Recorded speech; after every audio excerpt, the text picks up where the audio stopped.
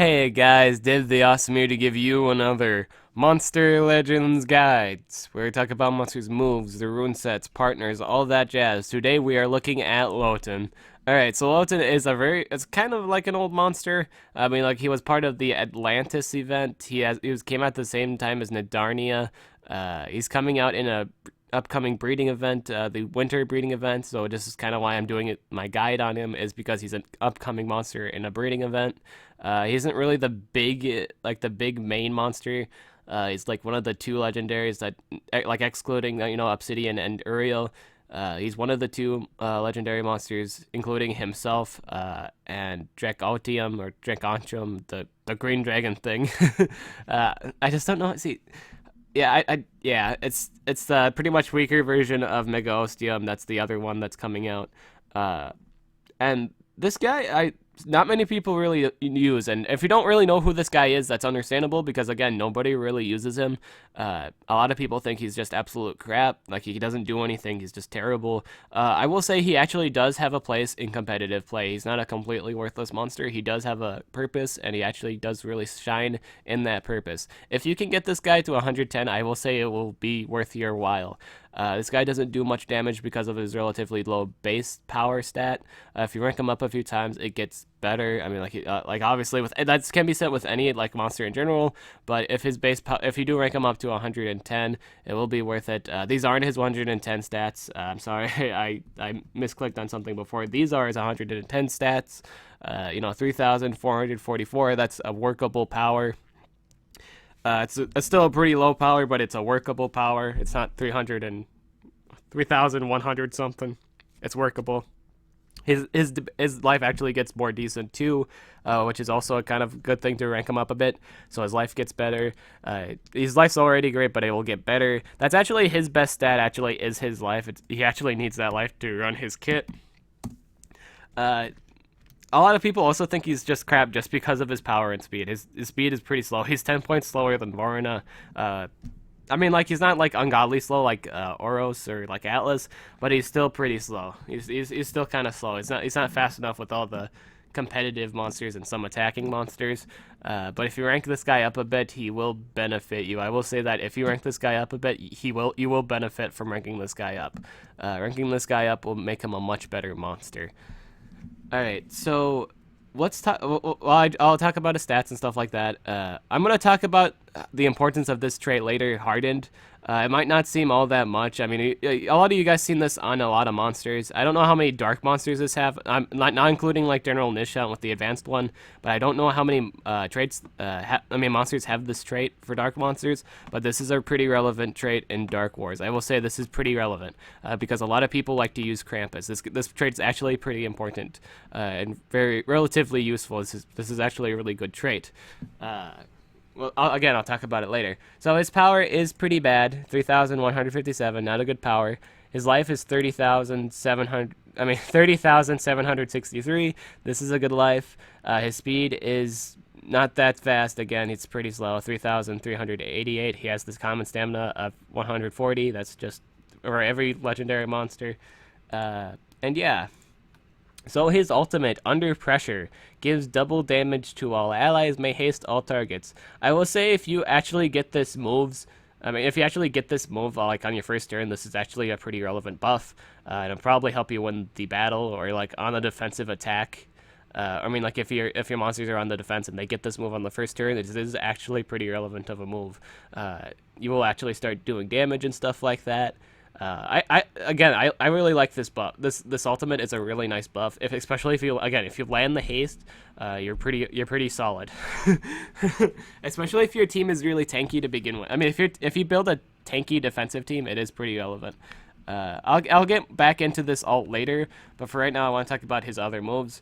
Before we go on to skill groups 2, there is one move in skill groups 1 you might want to run, and this is removes all positive status effects from target. This is Profound Steel. It's a spammable move. It's only 25 stamina. This is actually his lowest cost suggestion move.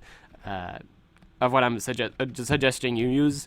It's just a suggestion. You don't have to do it, but it's probably a good idea. It might be a good idea for the basic concept of this guy. You know, just to remove status effects and stuff like that. I will say maybe you probably don't want to run it. You might not want to run it on a defensive one. Maybe you do. Maybe you don't. You might. I will say you might. And you might actually also want to run, if it's like a metal war, if you use this kind of metal war, you can like troll the enemy timerion and use this move like Dark Clapper Claws. You can actually run this move. It's not a very good move, mind you, but I mean, you'll piss off somebody using timerion. It's not a bad idea. So, Nightmare Pincers. This deals heavy special damage, may give nightmares to target.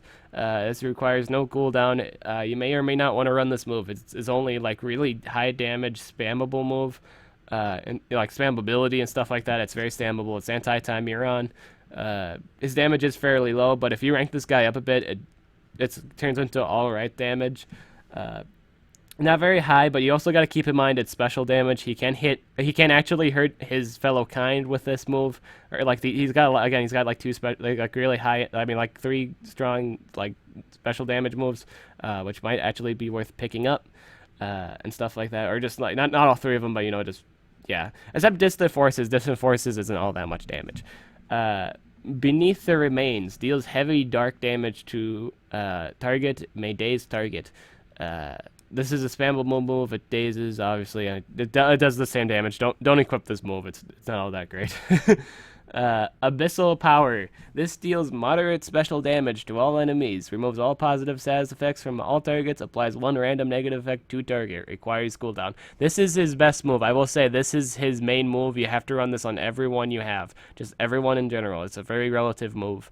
It's a very important move. You should totally run this move. This guy was basically an early version of Glitch. Except with this move, it's like slammed into one. Like, you know, with removal bug and kill switch, it's just slammed into this move. It's like both of them smushing together. This was the very first move. This is like the father move of those 2 moves.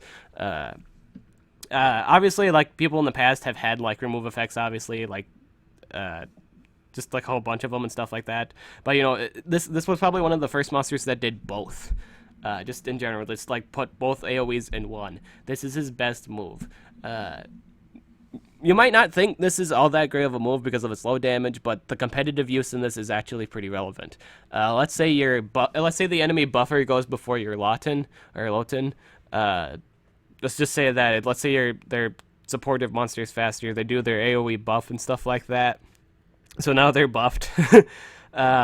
You can use this move to save you. I will say if you go like after the like buffer and like after like your turn, like then it's the attacker's turn, you can use this move and you can actually save yourself. It's a very valuable move, especially if there's cases like there's like shields and stuff like that. Just a whole bunch. I'll get back to this move. I want to save this for the end of the video, or towards like, you know, the end, or like just the meat part of it. But this is a pretty important move. You have to run this move. It's again, most important move. Run it. Sunk Claws. This deals very heavy special damage. May give nightmares to target. Requires cooldown. This is a 55 damage move with a single turn cooldown. This is actually his high-end damage special move. You actually should probably run this move, just because it has a really high-end base damage. Again, if you rank this guy up a bit, the damage starts being there. Obviously, it's not there when he's not ranked up. I will say that, yeah, if you rank this guy up, the damage is there, but you have to rank it up. You have to. It's just the thing you have to do in order for it to do real damage. It does okay damage, but in order to do really heavy damage, you have to rank it up a bit. Yawning Area. This deals heavy dark damage to all enemies. May daze all targets. This requires a cooldown of 3 turns.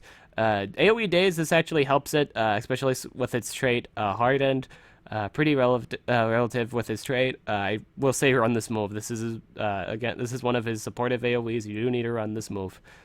Even if you're running like just damage Lotan, you need to run this move. This is his highest base damage AoE. And Distant Forces. This deals heavy special damage. May slow target. Applies stamina leak to target. Requires cooldown. Now this is his last move. It's again Distant Forces and stuff like that.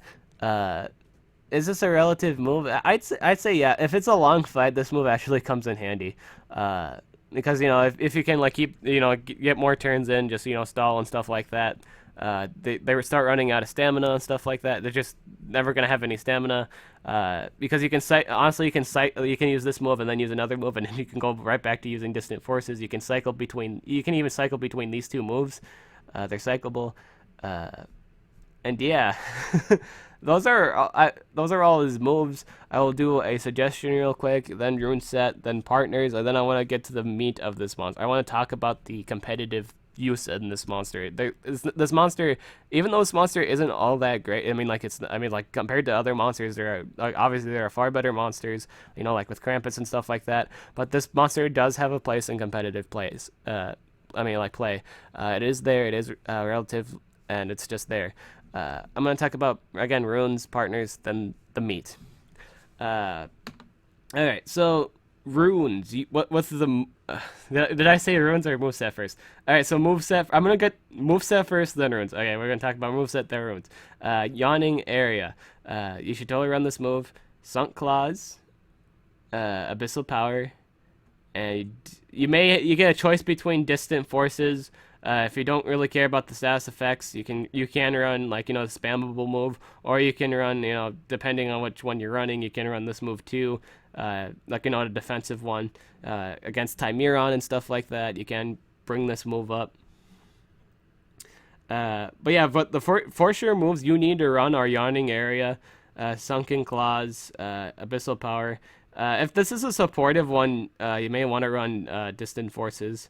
If it's a defensive one, you might want to run Nightmare Pincers, or I'd say Dark Clapper Claws, just against Timerion, or those situations where only physical moves can penetrate it, and those kind of ordealios, because people don't really expect that. Timerion had that done to him one time, and that was the thing. So for runes, real quick, for runes, you want either the extra guy build. I'm gonna be completely honest. This guy probably wouldn't run too well with the basic, an offensive monster, unless it's ranked up a bit. So if it's not ranked up, I will recommend the extra guy build, just to give it bulk of everything. You can actually run 2 lives and a speed. You can do that if you wanted to. You can do that. I will say that's doable. Or you can do 2 speeds and a life. That's also doable. So there's kind of 3 rune sets. I'll say each one again. A life and 2 speed, 2 lives and the speed, or the extra guy build, which is a solid strength, a solid life, and a solid speed. You can do that. That is doable. Partners, real quick. You want something that gives shields. That's the most relative thing I can say. Give something that gives shields and recovery. This guy can't sustain himself. This guy is tanky. I will say this guy is tanky, but he needs help. He does need recovery. He does need that help of staying alive. Just through the meat of everything. He just needs to stay. He needs to be able to stay out there for as long as he can. So things like a tomb, things like I will say Plymouth, with the that AoE regen, something with again shields, Minotaur, a lot anything else, anything that I don't know. I don't know many people with shields besides Earth monsters. So mostly Earth monster category, or just things that give shields. Things that give regen, all the things that heal. You just need this thing to stay out there as long as possible, because this guy can actually be a real pain the longer he's out there. This guy thrives on longer games and stuff like that because of his trait, Hardened. So I did say I was going to talk about this trait, and I did say I was going to talk about Abyssal Power. All right. So here's something you need to know about Dark Legendary monsters. People use Krampus a lot. Everybody knows who Krampus is. It's the king of dark monsters. He does the AoE freeze. He does single target freeze. He does burning and poison, all that jazz. And not many people on a defensive team, if they're not running Krampus, they're not running a monster with Hardened or something like that, and they might want to actually do that. That might actually be a relative thing, because Krampus himself is fairly fast. And it's just not going to turn out to be too good of an outcome if you're just constantly status effect. And I will say having this move I mean, like having this trait like hardened makes him a really valued monster in Team Wars. I will say that just to like avoid being frozen by Krampus. Doctor Hazard does this too. If you have Doctor Hazard, that might be very well be a better choice to run. But if you don't have Doctor Hazard and you have this guy, this is like the third best choice to use. Obviously it's like Krampus or other popular deniers and stuff like that. Then it's like the attackers. But then right after in terms of I guess in terms of defense against Krampus himself, the best things to beat Krampus with is it's either a faster Krampus himself, something with hardened, or things like Doctor Hazard or something like that, or this guy. I will say it's either just because he's even though he's not immune, you gotta realize even though this guy isn't immune to freeze, he's pretty much partially immune to everything. I mean, he has a 20% chance of not getting hit with the status effect, and that actually proves to be very useful in terms of being hit with an AoE freeze or just AoE stun or something like that. That's pretty relevant, and all that jazz. I will say if you can actually land Yawning Area too, it's gonna be even harder for them to land their effects. So now they have so it's 45% chance of them actually landing something. 45% less accuracy, obviously. So they're not really hitting you all that much with their status effects, which is pretty relevant in my opinion. And this guy can honestly keep damage off your team. I will say that. Let's say if their team composes of something really heavy and bulky, like a tomb, and then something that gives buffs and stuff like that. If you actually use let's say the tomb uses the AoE shields, and this guy goes, you can actually use abyssal power to remove the shields and stuff like that. And you can possibly maybe freeze or confuse the dark monster. That's a chance. And you can have your other monster beat on them and stuff like that. This guy is good on 2v2 situations. I will say that this guy is very proficient in that. So as long as his trait keeps him alive and stuff like that. So as long as his partner keeps him alive, if he's out there for a really long time, then he starts becoming a problem. And he can possibly do that. I'm saying there's a chance he can actually stay out there for a really long time. This guy runs really well. I think this guy runs really well on a defensive team. I will say that. This guy will probably run really good on a defensive team again. That's his best situation is on a defensive team, and when you're fighting against Krampus. I will say that. Those are his best situations. Are there other monsters better than this guy? Yes. Is this guy absolute crap? No, he does actually have a place in competitive play. He can actually be used. Are his stats not all too great offensively? Yes, they're not too good offensive stats, but that's okay because he's not there to be really offensive unless you rank him up a bit. Is it worth ranking this guy up? I will say yes, it is worth ranking this guy up. If you can get multiple monsters of this, it is worth ranking up. It's totally worth it. It's pretty good in a few situations. And yeah, that's all you really need to know about Lotan. If you guys got more questions on Lotan, if you need more explanations, or you want me to talk more about it, my opinion on Lotan, or just anything in general, just go ahead and ask in the comments below. I'll be happy to answer them. I'm Did the Awesome. I'll catch you guys later.